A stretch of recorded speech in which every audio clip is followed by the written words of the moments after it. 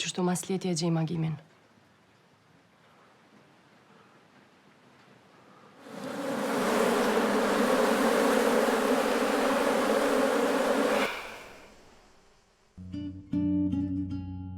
Jam të dashtë me nis një punë me krejt gratë e krushës. Qysh do me këshirën si idealin tëm kur të kthehet? Nëse kthehet. Jetu po ëndra shumë.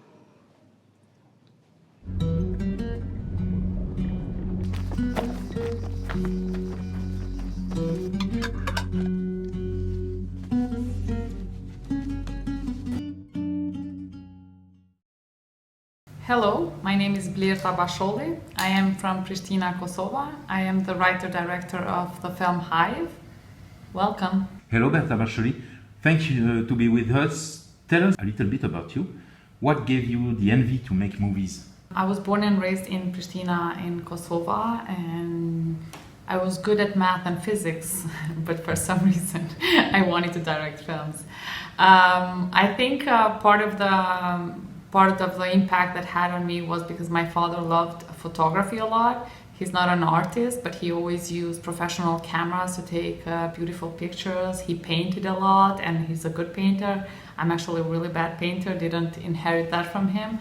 But we also watched a lot of Western films together, and my father loved to watch these films because he loved the imagery of the Western films, and he didn't like films with dialogue, so he was like, in Westerns you can watch really beautiful imagery, and then someone talks after 20 minutes of that imagery. So I think that really had a great impact on me in terms of like composition and image in filmmaking. But also for me it was a way of expressing myself, because now as well, but also when I was younger, even more, I wasn't a very expressive person, so I think for me it was a way of talking about things that I want to talk about. Hive is your first feature movie. How did it came to your brain? It was a TV story that my partner heard about. While he was listening to the news from Kossovo. We were still in New York, I studied there, and it was this woman who had lost her husband during the war in Kosovo and had to start a business and provide for her kids, and was prejudiced for that. At the beginning, for me, it was impressive as a story, but it was a story in a way. But then I came back to Kosovo and met Fahrije in person, so when I met her in person it was more about the character and her personality and her energy that she gave me, and the way she inspired me, honestly, from the first time I met her. It became more about the strong woman that was sitting in front of me rather than the story itself. How was the meeting with Fahrije Hoti? Was she immediately convinced with your movie project about her story? Fahrije, it was a really good meeting. Partially, I think, because from the very beginning, I called Yulka Goshi to come with me in the meeting, the main actress, because I worked with her in a short film before, and I was like, Yulka, I think you should be the one who, I think we have an amazing story, and I think you should be the one playing her. And when I mentioned Fahrije, Yulka knew her immediately because she had bought products from her. So we went to meet Fahrije in person together with her and another actor. And when Fahrije saw me with Yulka, she was really like an open book, because Yulka is a well-known actress, and she kind of felt like she knows us immediately. So it was kind of an easy way into her life story, because she immediately opened up, talked about herself, talked about everything that happened to her. And she took, the idea of making a film about her, she took it very simply, if I may say, because she was very present on TV to talk about her business and talk about missing people and to talk about her life. So it wasn't, it was very interesting, and she was very excited that Yulka Gosh is going to play for her, but I think she was also very used to like people wanting to tell her story in other ways, because she did a documentary as well, so I think she was a little bit used to it. Did you show her your work when you were writing the movie? No, I didn't show her my work, and I tried to meet her as fewer times as possible. when I would go to meet her, I would stay very long hours. There were always very long meetings, but I didn't want to go very often because she couldn't sleep then all night, and with all bringing back all the memories and everything. So in that term, while I was researching, it felt like I'm also hurting her. So in a way, I really tried to meet her as less as possible and get as more as I can each time I meet her. But then I didn't want to show her the script because I knew that she has certain expectations about the film, and I didn't want her to create the wrong expectations from the script. So what I did was, every time I met her, I tried to explain to her that, for example, we would talk a lot about war. And when I removed the parts of the war, I made sure that I'm informing her for that. So she doesn't expect when she sees the film that I'm going to portray the part when they took her husband from her and everything. And then I tried to explain to her that in fiction films, it's not like in documentaries, because in documentaries, she did a documentary. It was mostly like an interview-based documentary. So there you can talk about everything. And in fiction, there's a lot of things that you cannot put in the film, on the final version of the film. So in that sense, I really tried to explain her as much as I could so she can get a better idea of how the film is going to be like, and not to get the wrong expectations and be disappointed at the end. Tell us about the actress Ilka Gashi, who would interpret this character. Ilka is a really well-known actress in Kosovo, and I knew her. I've seen her on TV series, I've seen her on theater. She did also some feature films. But for me, I feel lucky that I had a chance to work on a short film before making Hive. Although that film was like satirical comedy, so it was a completely different genre from Hive, we really functioned really well together, and I really could feel how Ilka takes direction. So in that sense, I really thought from the beginning that it has to be her. That's why I invited her from the first meeting, and she was casted before even writing the script. And I'm so happy I did that, because there were a lot of people that never saw Ilka in that kind of character, and they were like questioning if I made the right decision. But Ilka is really amazing to work with. She loves this job, and she's very talented, and she really loved the character of Fahrije. So she really put everything that she had into this character, and it was really amazing to work with her. Did you meet some difficulties to find producer to follow you in this adventure? No, initially I really wanted to have either all, or at least the heads of the departments, to be women. Because of the story, I also wanted to make a statement for the film industry to include more women, and especially more women producers and directors of photography. But in Kosovo, we don't really have a lot of women producers. There's a lot of women directors and actresses, but in producing, I can say we have one or two, and they were both busy. I approached two other, one TV producer and one director of a festival, and they both said that they cannot handle their jobs in this film. And then I approached Elle, who's a really good producer, but I didn't approach him immediately because I wanted to have a female producer. In that sense, it was difficult, so I couldn't make the statement I wanted to make. But otherwise, I'm really happy that I approached Elle with this story, because although he was planning to take some break from making feature films, he loved the story, and so he attached to it, and we've been working since together, and now we're working on the next project, and it was a really beautiful journey to work together. And then we got producers from Macedonia, Albania, and lastly, but the most important one, was also getting a producer from Switzerland and getting public funding from Switzerland, because it really helped save the production. I ask you that because the subject of your movie is difficult, is tragedy. I mean, it's difficult. I haven't lost anybody during the war in Kosovo, but while researching for Hive and talking to forensic doctors who worked a lot with families who have lost family members, I could really get a close look at how must it feel to lose someone and not know where they are. And always had the feeling, what if they come back? What if they are in this part of Kosovo? What if they are in Serbia? What if they are sometimes they think they are in some prison and then they're going to come back alive. So I think this must be the most difficult feeling you can live with, to be honest. And that's why I really wanted to also touch upon that part in the film as well, because it's very difficult. And we really try to portray through Fahrije, who's searching and wanting to know, and then maybe towards the end she doesn't even want to know.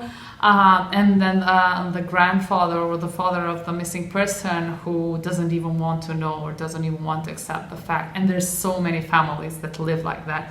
Even if there were cases where they actually verified it with DNA that the remains are your child's, there were people who didn't want to accept the fact and said, this is not my child, and my child is alive somewhere in prison. So that must be really horrible and difficult to live with, and there's still 1,600 people missing in Kossovo, and we still don't know where they are. So it's difficult to live with. It was difficult for a lot of people to watch the film as well. So Did you work differently with the actor than the actresses?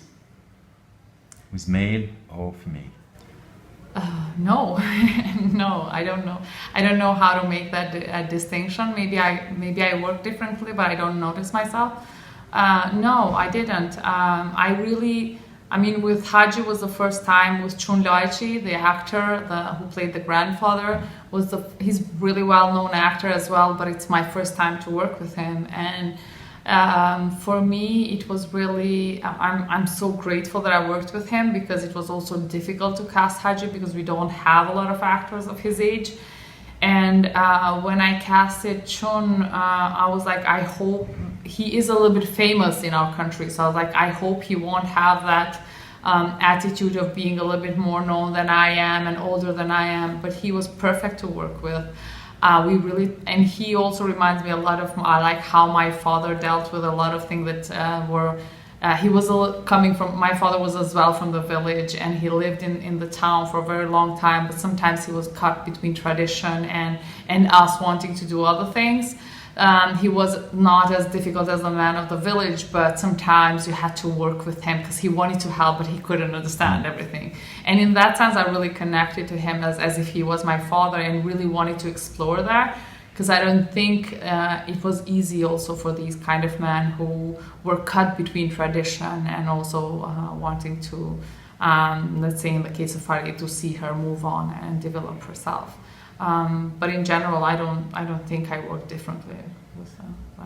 And how do you find the children of Fahrije Hoti? The daughter, she's an actress now. I worked with her when she was a child as well. She's been acting since she was 2 years old, because she's the daughter of Yume, one of the characters in the film, and she always used to play, and she was always really talented.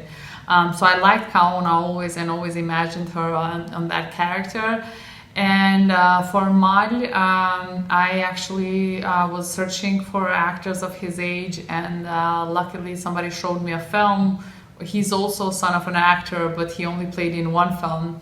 But I really liked him as well, so I called him and auditioned. I auditioned a couple of kids, but then I liked Mal because he was older, but at that time he was a little bit short. He looked shorter, so I could work. Now he's tall and it looks very big, but at the time he looked a little bit younger than he was, and for me that was perfect to work with. And did you think it's most difficult to work or different to work with children on a stage? Yeah. Children, I worked a lot with children because when I was studying in Pristina, I did a lot of short films with children. And honestly, there are some sites are more difficult to work with children, and sometimes it's easier to work with children because children really listen when you talk to them, unless they are very active and distracted.